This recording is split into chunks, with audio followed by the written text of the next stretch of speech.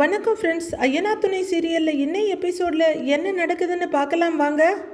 சாப்பிட்டு முடிச்சதும் எப்படியோ தப்பிச்சேன் பொழைச்சேன்னு சோழன் நிலாவோட ரூம்குள்ளே வந்துடுறாரு.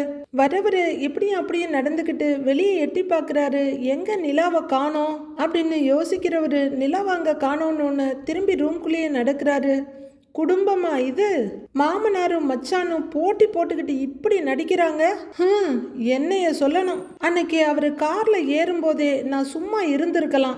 வாயை கொடுத்து நல்லா வாங்கி கட்டிக்கிட்டேன். சோ அப்படின்னு வெறுத்து போய் கட்டில்ல உட்கார்றாரு சோழன். கடவுளே, இந்த 4 நாள் மட்டும் எப்படியாவது இவன்கிட்ட சண்டைக்கு போகாம கடந்துடணும், அதுக்கான பொறுமையை மட்டும் எனக்கு கொடுப்பா அப்படின்னு கடவுள்கிட்ட வேண்டிட்டு இப்படி அப்படின்னு தலையை போட்டு ஆட்டிக்கிட்டு கையை பின்பக்கமாக ஊனி வளைஞ்சி செவுத்த பார்த்துட்டு இருக்காரு சோழன்.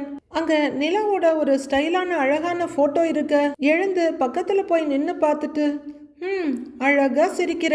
இந்த ரணகலத்திலையும் எனக்கு இருக்கிற ஒரே ஆனந்தம் உன் கூட ஒரே ரூம்ல தங்குறது தான் அப்படின்னு ஏக்கமா பெருமூச்சு விட்டுட்டு நிக்கிறாரு சோழன். டைம் ஆயிடுச்சு, இன்னும் என்ன நம்ம ஆளை காணோம் அப்படின்னு சோழன் வாசல பார்த்துக்கிட்டு இருக்க கீழே மனோகர், தேனு, தாஸ் 3 பேரும் சோஃபால உட்காந்து பேசிக்கிட்டு இருக்காங்க. அப்போ நிலா அங்க வர அப்பா அப்படின்னு ஜாட காட்டுறாரு தாஸ். உடனே சுதாரிச்சுக்கிற மனோகர் கெக்கேன்னு சிரிச்சுட்டு போயிட்டு இருக்க நிலாவை நிலா இங்க வாமான்னு கூப்பிடுறாரு. நிலாவும் அங்க வந்து என்னப்பா ராத்திரி நேரத்துல எல்லாம் ஒன்னா உட்காந்து பேசிக்கிட்டு இருக்கீங்கன்னு கேக்குறாங்க. ஆமா வா, நீ வந்து முதல்ல உட்காரு அப்படின்னு மகளோட கையை பிடிச்சுக்கிட்டு நகர்ந்து உட்கார அப்பா பக்கத்துல உட்கார்றாங்க நிலா. அவரு நிலாவையே பார்த்துக்கிட்டு இருக்க என்னப்பான்னு கேக்குறாங்க. நிலா, நீ சந்தோஷமா இருக்கியாடான்னு கேக்குறாரு. என்னப்பா இப்படி கேக்குறீங்கன்னு நிலா கேட்க, இல்லப்பா, இந்த வாழ்க்கை நீ தேர்ந்தெடுத்தது, அதுக்காக எப்படியோ போன்னு விட்டுற முடியாதே. உனக்கு ஒரு கஷ்டம்னா அதை என்னால தாங்க முடியுமா சொல்லு, அதனால தாண்டா கேக்குறேன். நீ அந்த வீட்டுல சந்தோஷமா இருக்கியான்னு கேக்குறாரு மனோகர். அங்க நான் நல்லா சந்தோஷமா இருக்கேன்ப்பா, என்ன அவங்க நல்லா பாத்துக்கிறாங்க. நம்ம வீட்டுல இருக்க மாதிரி அங்க வசதி இல்லைன்னாலும் எல்லாரும் என்ன அன்பா பாத்துக்கிறாங்க, என்ன நல்லா புரிஞ்சுக்கிறாங்க. எனக்கு ஒண்ணுன்னா அப்படியே பதறி போயிடுறாங்க. நான் நல்லா சந்தோஷமா தான்ப்பா இருக்கேன் அப்படின்னு நிலா சொல்ல பெருமூச்சு விடுற அவங்க அப்பா சரிடா அப்படின்னு சொல்லிட்டு தாசையும் ஒய்ஃபையும் ஒரு பார்வை பார்த்துட்டு, மற்றவங்க உன்னை புரிஞ்சுக்கிட்ட அளவுக்கு கூட நான் உன்னை புரிஞ்சுக்கல இல்லைன்னு கேட்குறாரு மனோகர். அப்படிலாம் இல்லப்பா, நீங்க கேட்டீங்கன்னு தான் சொன்னேன் அப்படின்னு நிலா சொல்ல கலங்கின குரலோட, இல்லடா நான் நிறைய தப்பு பண்ணிட்டேன், உன்னை ரொம்ப கஷ்டப்படுத்திட்டேன்டா. சூர்யாவை கல்யாணம் பண்ணிக்க மாட்டேன்னு நீ எத்தனையோ தடவை என்கிட்ட சொன்ன. நான் தாண்டா அதை சீரியஸாவே எடுத்துக்கல. நான் இப்படி பிடிவாதமா இருந்ததுனால தானே நீ இந்த வீட்டை விட்டு போக முடிவெடுத்த. ஒருவேளை நீ சொன்னதை நான் கேட்டிருந்து இந்த கல்யாணத்தை நிறுத்தி இருந்தா நீ என் கூட இருந்திருப்பல்ல அப்படின்னு மனோகர் அழுகையோட சொல்ல, அப்பா என்னப்பா நீங்க இப்ப எதுக்கு பழசெல்லாம் யோசிச்சு கண் கலங்குறீங்க அப்படின்னு நிலா கேட்க லைட்டா விசும்பவே ஆரம்பிச்சிடுறாரு மனோகர். ஏங்க என்னங்க இது, விடுங்க, அதான் நிலா வந்துட்டால, அப்புறம் என்னன்னு கேக்குறாங்க அவங்க அம்மா. இல்ல தேனு, மனசுக்கு ரொம்ப கஷ்டமா இருக்கு. ஒரு நல்ல அப்பாவா நான் சரியா நடந்துக்கலையோன்னு தோணுது. நான் மட்டும் நிலா சொன்னதை காது கொடுத்து கேட்டிருந்தா நிலா கண்டிப்பா சோழனை பத்தி என்கிட்ட சொல்லி இருப்பா. கௌரவம் பார்க்காம என் பொண்ணோட சந்தோஷம் தான் முக்கியம்னு சோழனுக்கு நிலாவை கல்யாணம் பண்ணி கொடுத்துருக்கலாம். இது எதையுமே செய்யாம என் பொண்ணை நான் ரொம்ப கஷ்டப்படுத்திட்டேன், சாரிடா அப்படின்னு சில பல பிட்டுங்களை அள்ளி கொட்டுறாரு மனோகர். அப்பா எதுக்குப்பா இப்ப சாரிலாம் சொல்றீங்க அப்படின்னு நிலா கேட்க, நிலா உன் அப்பா ரொம்ப மாறிட்டாருடி, உன் மேல அவருக்கு கொஞ்சம் கூட கோவமே இல்ல. நிலா சரியாதான் இருந்திருக்கா, நான் தான் தப்பு பண்ணிட்டேன்னு அடிக்கடி சொல்லிக்கிட்டே இருந்தாரு. கொஞ்சம் யோசிச்சிருந்தா போலீஸ் ஸ்டேஷன்ல நடந்த கல்யாணத்தை ஊரை கூட்டி ஜாம்னு நடத்தி இருக்கலாமேன்னு எப்பவும் சொல்லிக்கிட்டே இருக்காருடி அப்படின்னு மனோகருக்கு ரொம்பவே பக்கபலமா பேசுறாங்க தேனு. இவங்க சொல்றதெல்லாம் கேட்குற நிலா யோசிக்கிறாங்க. அவங்க அண்ணி சொன்னது மைண்ட்ல வருது. நிலா, நீ இந்த கல்யாணம் எப்படி நடந்துச்சுங்கிற உண்மையை சொல்லிடு. நீ இதை கல்யாணமாவே மதிக்கலைங்கிறத சொல்லிடு. இந்த கல்யாணம் எந்த சிச்சுவேஷன்ல நடந்ததுங்கிறத நீ சொன்னா அவருக்கு உன் மேல இருக்க கோபம் வருத்தம் எல்லாமே போயிடும், நிலைமை பழைய மாதிரி மாறிடும் நிலா அப்படின்னு மதி சொன்னது ஞாபகத்துக்கு வர பேசாம உண்மையை சொல்லிடலாமான்னு யோசிக்கிறாங்க நிலா. அவங்க அப்பா கண்ணை தொடச்சிட்டு நிமிர அவங்க அம்மா கூர்மையா பார்த்துக்கிட்டு இருக்க, வேண்டாம், நடந்த உண்மையை சொல்றதுனால நடந்தது எதுவுமே மாறப்போறது இல்லையே அப்படின்னு யோசிச்சுட்டு இருக்க நிலா அப்படின்னு அவங்க அம்மா கூப்பிட நிலா கிட்ட இருந்து எந்த ரியாக்ஷனும் இல்லை. அவங்க அப்பா நிலா நிலான்னு 2 தடவை கூப்பிட அப்பா அப்படின்னு திரும்ப அம்மா கூப்பிட்டுக்கிட்டே இருக்கா. நீ ஏதோ யோசனையிலேயே இருக்க அப்படின்னு அவரு கேட்க, ஆஹா ஒன்னும் இல்லப்பாங்கிறாங்க நிலா. அப்பா விடுங்கப்பா, எதுக்கு அவகிட்ட இவ்வளவு சோகமா பேசிக்கிட்டு இருக்கீங்க? அதான் நிலா நம்மளை தேடி வந்துட்டால, இனிமே நம்ம நிலா நம்மளை விட்டு எங்கேயும் போக மாட்டா அப்படின்னு தாஸ் சொல்ல திகைச்சு போற நிலா, என்ன நான் என்னமோ இங்கேயே இருக்க போற மாதிரி சொல்ற? இன்னும் 4 நாள்ல நான் சென்னை போகணும், இன்டர்வியூஸ் எல்லாம் நிறைய ஷெட்யூல் பண்ணி வச்சிருக்கேன் அப்படின்னு நிலா சொல்ல 3 பேரும் இவ்வளோ நேரமா போட்ட எஃபர்ட் எல்லாம் வீணாயிடும் போல இருக்கேன்னு ஒருத்தர் பார்த்துக்கிறாங்க. சமாளிச்சுக்கிற அவங்க அப்பா, உன்னோட திறமைக்கு பெரிய பெரிய கம்பெனிலலாம் நல்ல வேலை கிடைக்கும்டாங்கிறாரு. எனக்கு தெரிஞ்ச சில கம்பெனிஸ் கூட இருக்கு, அங்கெல்லாம் நான் ரெஃபர் பண்றேன், ரெஃபரன்ஸ் இருந்தா ஈஸியா வேலை கிடைச்சிருங்கிறாரு தாஸ். அப்படிலாம் இல்லைன்னு இதுக்கு முன்னாடி ஒரு இன்டர்வியூ அட்டன் பண்ணினேன், 2 ரவுண்ட் இன்டர்வியூ இருந்தது. நீங்க சொன்ன மாதிரி ரெஃபரன்ஸ்ல வந்த யாராலையுமே இன்டர்வியூவை கிளியர் பண்ணவே முடியல, ஆனா நான் கிளியர் பண்ணிட்டேன் அப்படின்னு கொஞ்சம் பெருமையா சொல்ற நிலா, அந்த வேலை கிடைச்சிரும்னு ரொம்ப சந்தோஷமா ஹெச்ஆர் ரவுண்டுக்கு போய் உட்கார்ந்தேன். அங்க நான் யாரை பார்த்தேன் தெரியுமா அப்படின்னு நிலா சொல்ல எல்லாரும் ஆர்வமா பார்த்துட்டு இருக்க யாருன்னு கேட்கிறாரு தாஸ். சூர்யா அப்படின்னு நிலா சொல்ல, சூர்யாவா அப்படின்னு தாஸ் அதிர்ந்து போய் கேட்க, என்ன சூர்யாவா அப்படின்னு அவங்க அம்மாவும் அப்பாவும் ஒரே குரல்ல கேட்குறாங்க. சூர்யாவா, அவன் எப்படிமா அங்கே வந்தான்னு கேட்குறாரு அவங்க அப்பா. நிலா அன்னைக்கு ஹெச்ஆர் ரவுண்டுக்கு போன போது சூர்யா வந்தது, அங்கே நடந்ததுன்னு ஒன்று விடாமல் எல்லாத்தையும் சொல்லி முடிக்க, டேய் தாஸ், அந்த சூர்யாவை கொஞ்சம் அடக்கி வைடா, என்னடா நினச்சிட்டு இருக்கான், எதுக்கு தேவையில்லாமல் ஏன் பொண்ணுகிட்ட வம்பு பண்ணிட்டு இருக்கான், நீ முதல்ல அவனை கண்டிச்சு வை அப்படின்னு அவங்க அப்பா கோவமா சொல்ல, சரிப்பா நான் அவன்கிட்ட பேசிடுறேன், இனிமே அவன் நிலா விஷயத்துல தலையிட மாட்டான்ப்பா அப்படின்னு தாஸ் சொல்ல, நீ கவலைப்படாதம்மா, இனி அவன் உன் விஷயத்துல தலையிடவே மாட்டான், அப்பா பார்த்துக்கிறேன் என்ன அப்படின்னு நிலாவோட தலையில கையை வச்சு தடவை கொடுத்துட்டு மனோகர் கேட்க, நிலா சந்தோஷமா சரின்னு தலையாட்டுறாங்க. ரூம்ல சோழன் மண்டையை பிச்சுட்டு உட்கார்ந்துருக்காரு. என்ன பண்றான்னு போய் பாப்போமா அப்படின்னு யோசிக்கிறவரு, சரி போவோம் அப்படின்னு எழுந்து ரூம்ல இருந்து வெளியே வர்றாரு. நிலா அவங்க அப்பா கிட்ட பேசிட்டு இருக்காங்க. அவங்க அப்பா அப்பப்பா உணர்ச்சி பெருக்கல கண்ணீரை தொடச்சிட்டு இருக்காரு. சோழன் மாடிப்படி இறங்கி வந்து லாஸ்ட் படிக்கு கீழே வந்து நின்று பார்க்க 4 பேரும் ரொம்ப சுவாரஸ்யமாக ஜாலியாக சந்தோஷமாக பேசி சிரிச்சிட்டு இருக்காங்க. கொஞ்ச நேரம் அதை நின்று ரசித்து பார்க்குற சோழன், சரி நாம் டிஸ்டர்ப் பண்ண வேண்டான்னு மறுபடியும் மாடிக்கே போயிடுறாரு. சேரன் வீட்டில் உடன்பிறப்புகள் 3 பேரும் படுத்திருக்காங்க. அப்போது பாண்டியனோட மொபைலில் சவுண்டு வர எடுத்து பார்த்துட்டு மெசேஜ் அப்படின்னு ஓப்பன் பண்ணுறவர் டக்குன்னு எழுந்து உட்காந்து வானதி அப்படின்னு அதை ஓப்பன் பண்ணி பார்க்க தூங்கியாச்சான்னு தங்கிலீஷில் அடிச்சிருக்காங்க. பாண்டியன் பதில் மெசேஜ் அனுப்ப கால் பண்ணட்டுமான்னு வானதி கிட்ட இருந்த மெசேஜ் வருது. கால் பண்ணட்டுமாவா அப்படின்னு மனசுக்குள்ள படிச்சுக்கிறவரு மண்டையை பிச்சுக்கிட்டு தூங்குற தம்பியையும் அண்ணனையும் பார்க்குறாரு. ஐயோ லேட் ஆயிடுச்சுன்னா திட்டுவா அப்படின்னு நினைக்கிறவரு மெசேஜ் அனுப்புறாரு. அதை பார்க்குற வானதி, நான் என்ன கிளம்பி வரேன்னு நான் சொன்னேன், ஃபோன் பண்ணட்டுமான்னு தானே கேட்டேன்னு மெசேஜ் பண்ணுறாங்க. மறுபடியும் அவங்களே பேசணும் போல இருக்கு, அதுதான் கேட்டேன்னு மெசேஜ் அனுப்புகிறாங்க. பாண்டியன் அதை படித்து ரசிச்சுட்டு மறுபடியும் மெசேஜ் அனுப்ப வானதி ரொம்ப சந்தோஷமா அதை பார்த்து சிரிக்கிறாங்க. போர்வையை விளக்கிட்டு பாண்டியன் வெளியே வர்றாரு. அவரு பின்பக்கமாக வந்துட்டு ஏதோ வீடியோ காலுக்கு போகிற மாதிரி தலையெல்லாம் தடவிக்கிட்டு கால் பண்ணுறாரு. ரிங்காக வானதி சந்தோஷமா எழுந்து உட்காடுறாங்க. அவங்க கால் ஆன் பண்ணி ஹலோன்னு சொல்ல பாண்டியனும் ஹலோங்கிறாரு. என்ன உங்க வீட்டுக்கு இவ்வளவு பயப்படுற அப்படின்னு வானதி கேட்க, பயம்லாம் ஒன்றும் இல்லை, அண்ணனும் தம்பியும் தூங்கிட்டு இருக்காங்கல்ல அப்படின்னு பயத்தோட சொல்றாரு பாண்டியன். எல்லாரும் ஒரே ரூம்ல தான் தூங்குவீங்களா அப்படின்னு வானதி கேட்க, ஆமா எல்லாரும் ஒன்னா தான் தூங்குவோம் அப்படின்னு பாண்டியன் சொல்ல, ஐயய்ய தனித்தனியெல்லாம் தூங்க மாட்டீங்களா அப்படின்னு வானதி கேட்க, ஏன் சேர்ந்து தூங்குனா என்னன்னு கேட்குறாரு பாண்டியன். ஒன்றும் இல்லை விடு, அப்புறம் சொல்லு அப்படின்னு வானதி சொல்ல, நீ சொல்லுங்கிறாரு பாண்டியன். நீ சொல்லுன்னு வானதி சொல்ல, நீ தானே எப்பவும் பேசுவ, நீயே சொல்லுங்கிறாரு பாண்டியன். நான் தானே எப்பவும் பேசுறேன், இப்ப நீ ஏதாவது பேசுங்கிறாங்க வானதி.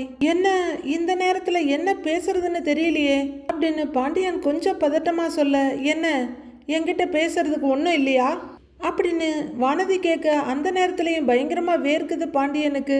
அப்படியே கையிலேயே ஒத்தி எடுத்துக்கிட்டு, அதான் என்ன பேசுறதுன்னு ஒன்றும் தெரியலன்னு படபடப்பாயிடுறாரு. வானதி அதை உணர்ந்து சிரிச்சிட்டு, சரி என்ன பிடிக்குமா பிடிக்காதான்னு கேட்குறாங்க. என்ன சொல்றதுன்னு தெரியாம ஒரு தயக்க சிரிப்பு சிரிச்சுக்கிட்டு அமைதியா நிற்க, ஏய் என்ன சைலண்ட் ஆயிட்ட, என்ன பிடிக்காதான்னு கேட்குறாங்க வானதி. ஏய் பிடிக்காமல்லாம் பேசுவாங்களா அப்படின்னு பாண்டியன் கேட்க, அப்ப பிடிக்கும்னு சொல்லு அப்படின்னு வானதி சொல்ல, ஏய் இப்படிலாம் பேசாத, எனக்கு ஒரு மாதிரி இருக்கு அப்படின்னு பாண்டியன் சொல்ல, அப்பா நீ இப்படிலாம் என்கிட்ட பேசுவேன்னு நான் நினைக்கவே இல்லை தெரியுமா.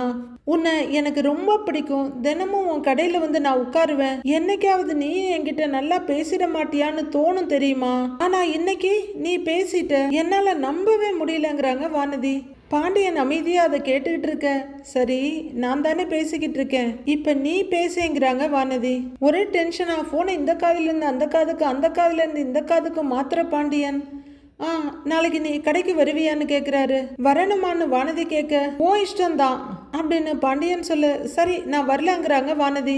வரலையா அப்படின்னு பதைக்கிற பாண்டியன் கொஞ்ச நேரம் யோசிச்சு சமாளிச்சுக்கிட்டு சரி அப்படின்னு சொல்ல, சரியா அப்ப நான் வரலன்னா உனக்கு பரவாயில்லையா அப்படின்னு வானதி கேட்க, அப்படி இல்லை, நீ தான் வரலன்னு சொல்லிட்டியே, அப்புறம் என்ன சொல்றதுன்னு கேட்குறாரு பாண்டியன். நான் வரலன்னு சொன்னா நீ வான்னு சொல்லணும், சரியா அப்படின்னு வானதி கேட்க, சரி அப்ப வா அப்படின்னு பாண்டியன் சொல்ல, பெட்ல அப்படியே ஜாலியா சாஞ்சிக்கிட்டு அப்புறம் அப்படின்னு வானதி கேட்க, பாண்டியனுக்கு என்ன பேசுறதுன்னு தெரியல. அவரும் அப்புறங்கிறாரு. இன்னைக்கு ஒரு ஸ்பெஷல் நாள், என்னன்னு கெஸ் பண்ண பார்க்கலாம் அப்படின்னு வானதி சொல்ல, யோசிக்கிற பாண்டியன் என்னன்னு கேட்குறாரு. இன்னைக்கு நீ என்கிட்ட பேச ஆரம்பிச்சு 3வது நாள், 3rd ஆனிவர்சரி நாள் நம்மளுக்கு அப்படிங்கிற வானதி கொஞ்ச நேரம் தயங்கிட்டு அப்புறங்கிறாங்க. பாண்டியனும் கொஞ்சம் கொஞ்சமா பேச ஆரம்பிச்சிடுறாரு. பேக்ரவுண்ட்ல கதைப்போமா ஒன்றாக நீயும் நானும் தான் கதைப்போமா நீ பேச பேச காயம் மாறுமே அப்படின்ற பாட்டு ஓடிக்கிட்டே இருக்க. இவங்க 2 பேரும் பேசிக்கிட்டே இருக்காங்க. மறுபடியும் எழுந்து உட்கார்ற வானதி அப்புறம்னு ஆரம்பிக்கிறாங்க. சரி நீ போய் தூங்குன்னு பாண்டியன் சொல்ல, ஏன் உனக்கு தூக்கம் வருதான்னு கேக்குறாங்க வானதி. இல்ல ரொம்ப நேரமா பேசிக்கிட்டு இருக்கோம், நீ போய் தூங்குன்னு பாண்டியன் சொல்ல, மறுபடியும் ஏன் ரொம்ப போர் அடிக்குதான்னு கேக்குறாங்க வானதி. இல்ல அப்படி இல்ல அப்படின்னு பாண்டியன் அவசரமா சொல்ல, அப்புறம் ஏன் தூங்க சொல்ற அப்படின்னு வானதி கேட்க, இல்ல நீ தூங்கணும்ல அப்படின்னு பாண்டியன் சொல்ல, உனக்கு தூக்கம் வருதா அப்படின்னு வானதி ஏக்கமா கேட்க, ஆமா எனக்கும் தூக்கம் வருதுங்கிறாரு பாண்டியன். ஓஹோ நான் பேசும்போதுதான் உனக்கு தூக்கம் வரும் அப்படின்னு சண்டைக்கு ரெடி ஆகுறாங்க வானதி. ஏய் இல்ல காலையில எழுந்திருச்சு வேலைக்கு போகணும்ல, அப்ப நைட்டு தூங்கணும்ல அப்படின்னு பாண்டியன் பிராக்டிக்கலா கேட்க, கோவம் வந்துடுது வானதிக்கு. சரி நீ போய் தூங்கு, நான் போனை வைக்கிறேன் பை அப்படின்னு சட்டுன்னு சொல்லிட. ஏய் அப்படின்னு கூப்பிட்டு இருக்க போனை வைக்கிற வானதி மறுபடியும் அதை எடுத்து பார்க்குறாங்க.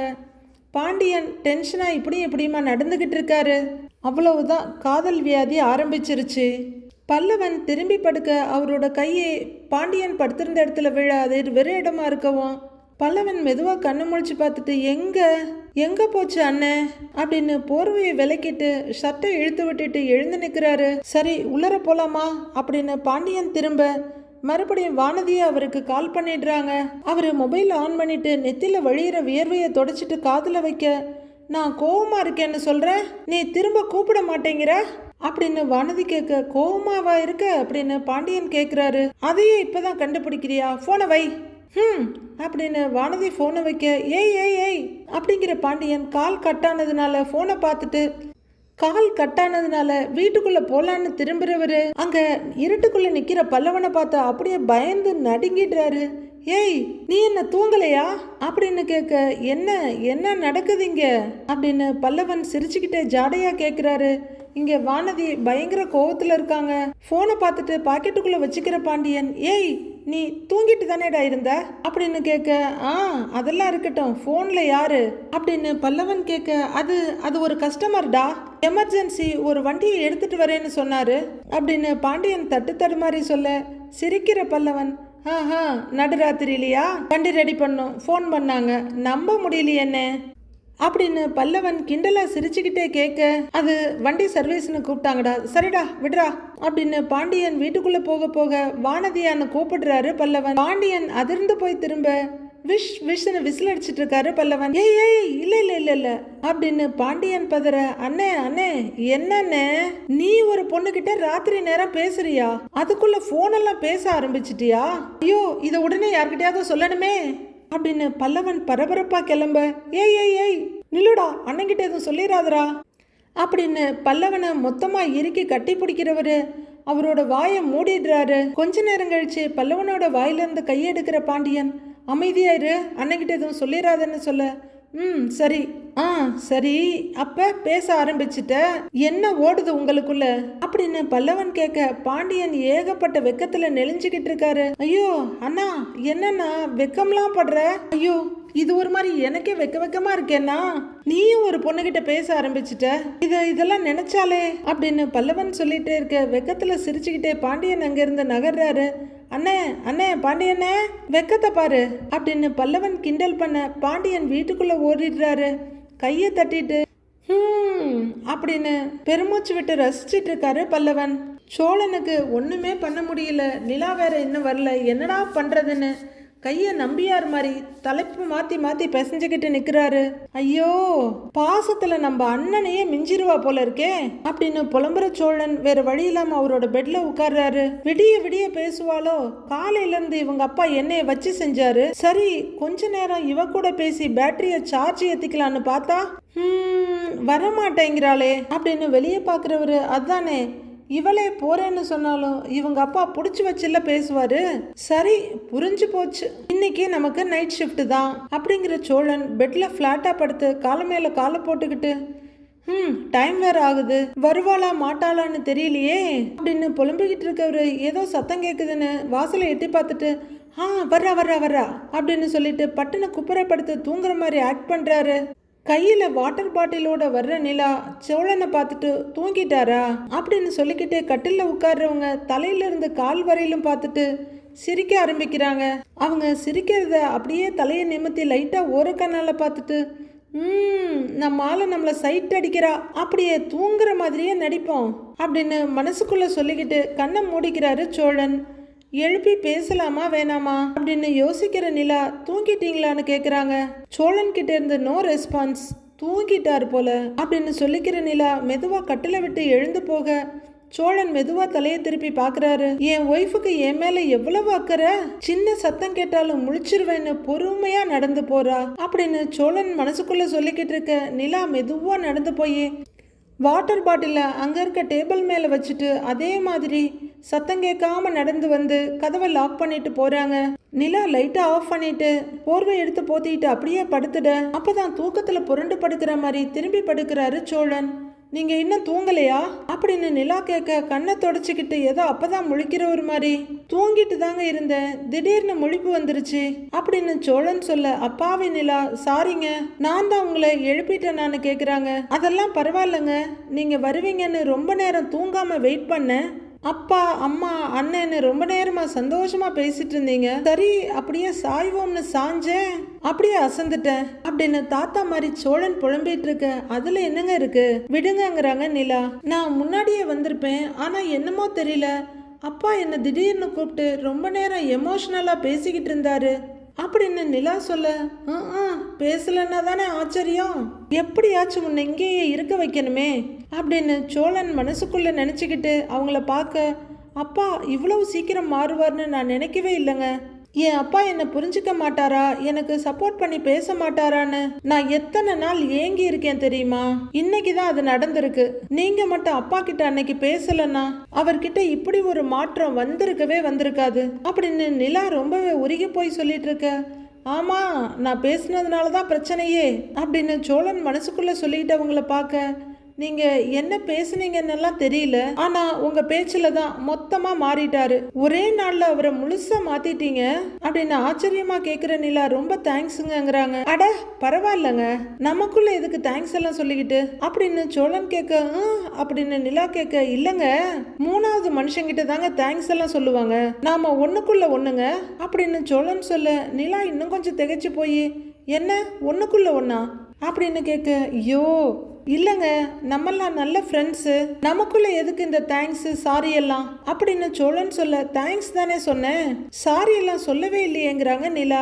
ஐயோ சோழா, உனக்கு எதிரியே உன் வாய் தாண்டான்னு நினைக்கிறவரு, சரி நான் என்ன சொல்லவா, சாரி அப்படிங்கிறாரு சோழன். ஃப்ரெண்ட்ஸுக்குள்ள சாரி தேங்க்ஸ் எல்லாம் எதுக்குன்னு சொன்னீங்க, அப்புறம் சாரி சொல்றீங்க, அப்ப நான் உங்க ஃப்ரெண்ட் இல்லையா அப்படின்னு நிலா கேட்க பதறி போற சோழன், ஐயோ அதெல்லாம் இல்லைங்க, நீங்க என் ஃப்ரெண்டு தான், என்னோட பெஸ்ட் ஃப்ரெண்டு, போதுமா அப்படின்னு அவர் கேட்க, சரி நான் சும்மா கிண்டல் பண்ணேன், நீங்க தூங்குங்க, பாவம் நல்லா அசந்து தூங்கிட்டு இருந்தீங்க, நான் வேற எழுப்பி விட்டுட்டேன், படுத்துக்கோங்க அப்படின்னு நிலா சொல்ல, நான் தூங்குறத ரசிச்சிருக்கா கள்ளி அப்படின்னு சோழன் மனசுக்குள்ள சொல்லிட்டு பார்த்துக்கிட்டு இருக்க.